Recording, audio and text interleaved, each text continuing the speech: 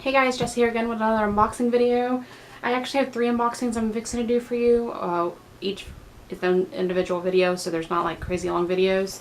The first one I'm going to do is the Universal Yums.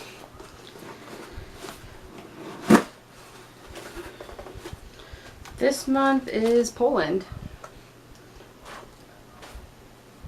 Stuff came out of a box.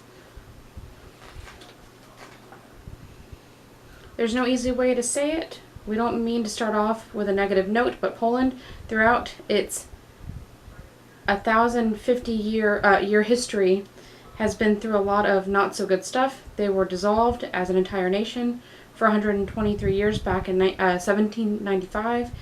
They were invaded by Germany in World War II and lost 20% of their civilian population in the war. Then they were ruled by the Soviet Union until 1989. Oh no, we're sorry. If we've depressed you, chin up. Somehow Polish people have recovered from their tragic history and have gone on to become a prosperous, independent, and democratic nation. And not only that, they've also produced some pretty fantastic sweets and eats. We're not just talking about, I have no idea. I see kielbasa and I don't know what the other thing is. We're talking some of the yummiest chocolate, fudge, and candies we've ever tried. And now, of course, you'll get to try them too, so turn the page and enjoy. And then there's a bit of trivia. Question number 1. Pizza in Poland is often topped with A, ketchup, B, sour cream, C, mayonnaise, and D, spaghetti sauce. Number 2. Poles have a quirky obsession with which of the following from America? A, actor Nicolas Cage, B, the TV show Survivor, C, the movie Home Alone, and D, the 90s pop band No Doubt. Question number 3. In Poland, there is a monument built to what website? A, Yahoo, B, Facebook, C, Amazon, D, Wikipedia. And the last question is, John Paul II from Poland was the first pope in 455 years who was not from A, Spain, B, Italy, C, Greece, D, Portugal.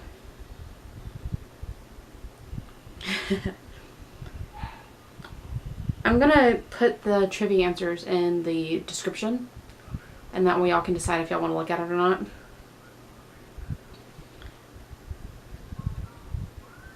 And then they've got a thing where you can explore the marvels of Poland. There's a forest called the Crooked Forest. It's got 400 pine trees that were planted in an unusual manner in 1930. To this day, no one knows how or why the trees were planted like this. And it's weird because, like, the stump comes out a little bit and then it goes like this and the trees climb up. The pictures are really small, so I don't know if you'll be able to see them on the page. There's something called the Painted Village. Over 100 years ago, women in this village painted their houses with flowers to cover up unsightly damage. The tradition continues to this day. There's the Tatra Mountains. There's a salt mine, the Eagle's Nest Trail, and I have no idea how to say the name of this forest, but there's a really cool forest. Alright, let's get into the goodies.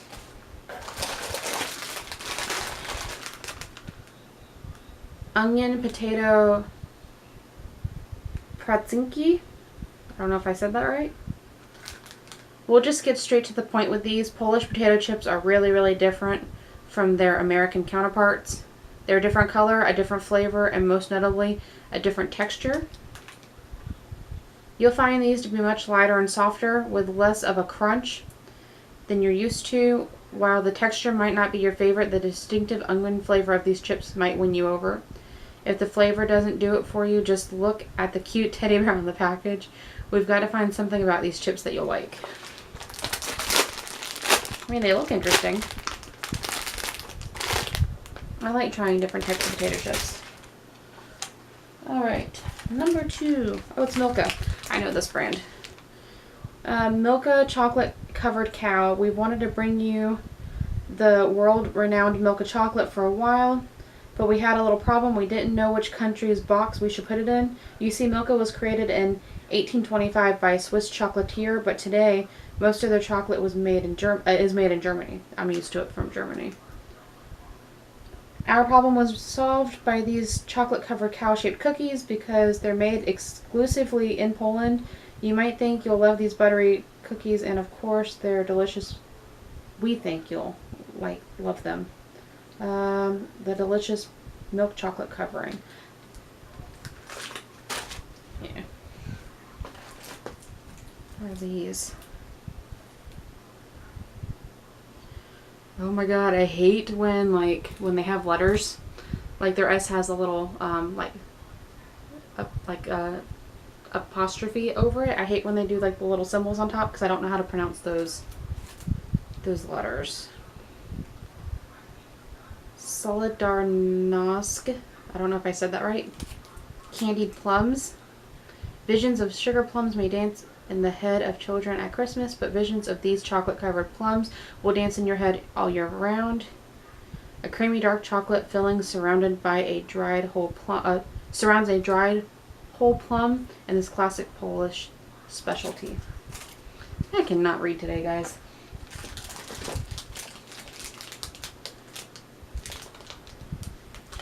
All right.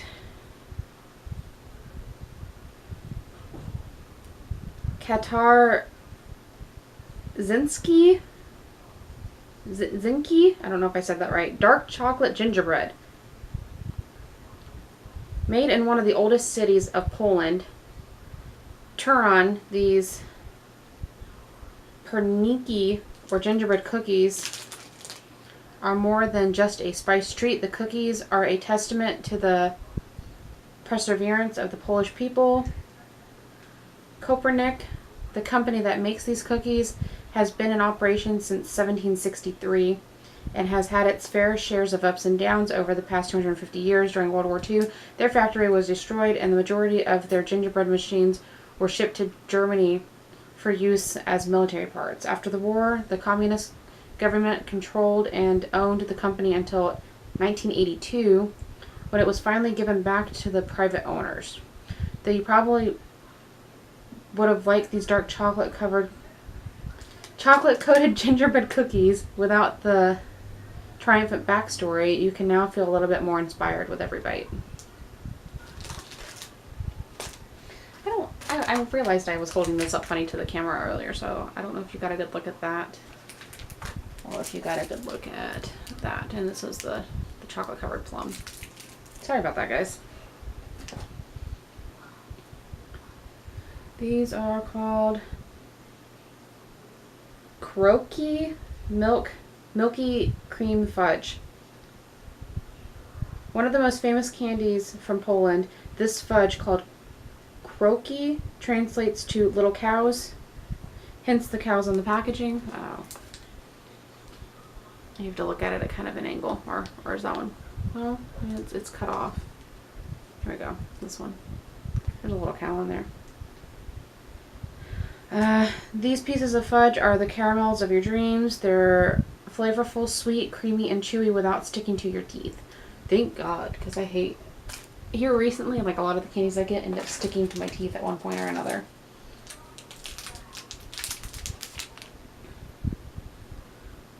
Wawal Rakzik Ziki, I don't know how to say that. Lobster tails. Because of their pink and white exterior, these hard candies are called lobster tails. But rest assured, there's no fishiness here.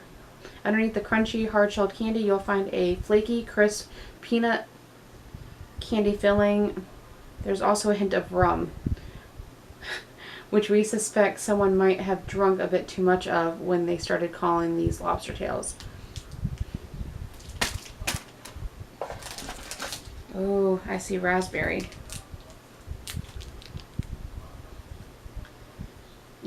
Windle Panna Cotta milk chocolate bar. Panna cotta is a famous Italian dessert, a sweet cream mixed with gelatin and covered with berries or chocolate. will move over Italy because the Polish country at oh my god, I cannot talk. The Polish chocolatiers at Waddell have turned panna cotta into an Eastern European masterpiece. Real cream filling is topped with fresh raspberry preserves and then covered in milk chocolate to create this one-of-a-kind delight. I can no read today. Since 1955, when the modern state of Poland was created, Prince Polo has been Poland's top-selling chocolate bar. Strangely, it is also one of Iceland's most popular chocolates. An Icelandic singer named Magnus, I have no idea how to say that middle name, Olafsson, even wrote a song about his love for Prince Polo. We don't speak Icelandic, but we imagine it goes something like this. Prince Polo, in the heat, your chocolate melts apart, but in the cold of Iceland, your chocolate melts my heart. And it's a Prince Polo hazelnut chocolate. One more item in the box. It's another I can't say this. Weedle item, and it's called a chalwa. Halva is a dense, sweet, sesame-based treat originally from the Middle East. It reportedly came to Eastern Europe by way of Jewish immigrants. Last May, we brought you traditional Israel halva with chocolate and sesame. The Israeli version was hit or miss, with some of you comparing it to sandpaper.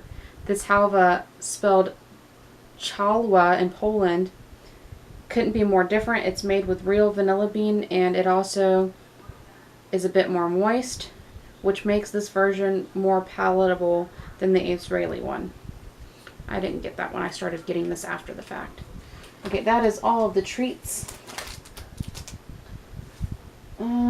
I really want to do this one, and I think I'll do the chips.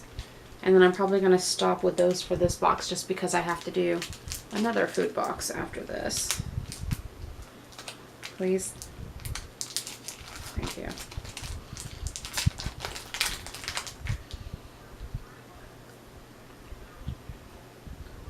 Oh my god. So, I don't know how well y'all can see that, but there is a white cream in there, and there is like real preserves in there. And when you bite into it, you get that hint of fruitiness with it, along with the creaminess. That is so good.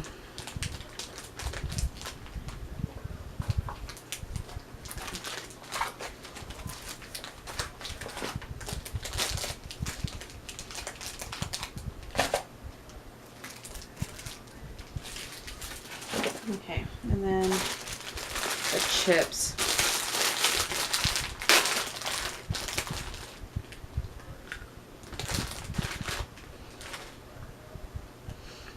Okay. Have you ever been to like a Chinese restaurant and they have those like weird styrofoam like chips? It's this like styrofoam chip, and I think they're usually like shrimp flavored or something like that. This reminds me of those.